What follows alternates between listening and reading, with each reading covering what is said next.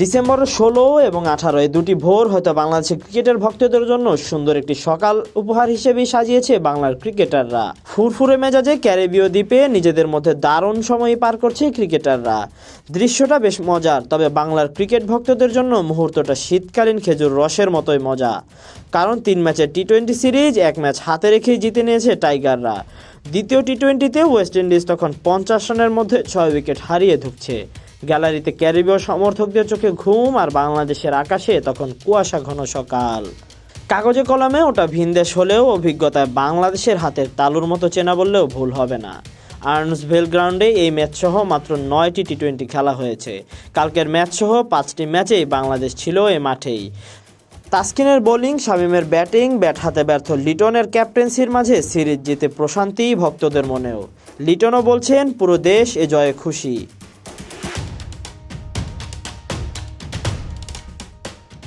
তবে 1000 কিলোমিটার দূরে ক্রিকেটাররাও হয়তো কাউকে খুব বেশি মিস করছেন। সব ঠিক থাকলে হয়তো তারও যাওয়ার কথা ছিল ক্যারিবীয় দ্বীপে। হয়তো সুস্থ থাকলে তিনি টসের জন্য মাঠে যেতেন।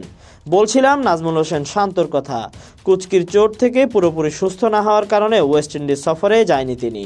তবে নিজের ফেরার লড়াই চালিয়েছেন মিরপুরের হোম অফ গ্রাউন্ডে। নিজেকে খেলার জন্য পুরোপুরি ফিট রাখতে এনসিএলে গিয়েছেন সিলেটেও। গত শনিবার বরিশালের বিপক্ষে 80 রানের এক দুর্দান্ত ইনিংসে জানান দিয়েছেন, নিজের ফেরার বার্তাও পৌঁছে দিয়েছেন সতীর্থদের কাছে। তবে কি আর করা, ওয়েস্ট ইন্ডিজ তো আর যাওয়া এখন সম্ভব না, তাই সিলেটেই সেরে নিয়েছেন নিজের ফেরার প্রস্তুতি। প্রথম ম্যাচে 80 রান করলেও পরের 3টি ম্যাচেই ব্যর্থ ছিলেন নাজমুল হোসেন শান্ত। হয়তো নিজের ফেরা নিয়ে শঙ্কা থাকলেও আজ সিলেটের বিপক্ষে আবারও 6টি 4 ও 5টি ছক্কায় 78 রানের একটি ইনিংস সাজিয়েছেন নাজমুল হোসেন শান্ত যে বল হাতেও বেশ ভালো, এ কথা কারোই অজানা নয়। আজ সিলেটের বিপক্ষে ইকোনমিক্যাল বোলিং করেছেন শান্ত। 4 ওভারে 19 রান দিয়ে নিয়েছেন একটি উইকেট। বল হাতেও দারুণ করছেন শান্তর প্রাপ্তি ঘণ্টায় বিদায় নিয়েছে রাজশাহী। তার অলরাউন্ড নৈপুণ্য শেষে 26 রানের এই সান্ত্বনার জয় দিয়ে এবারের এনসিএল পর্ব শেষ হলো রাজশাহীর। বাঁচা মরার এই ম্যাচে রাজশাহীর সাথে হার বরণ করে স্বাগতিক সিলেটেরও এনসিএলের শিরোপা জয়ের স্বপ্ন শেষ হলো।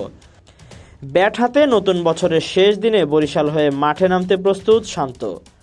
30 ডিসেম্বর বিপিএলের উদ্বোধনী ম্যাচে বরিশাল ও রাজশাহীর ম্যাচে শান্তকে কী দায়িত্ব দেওয়া হয় সেটাই এখন জানার পালা। Tahsin Ahmed, BD archive.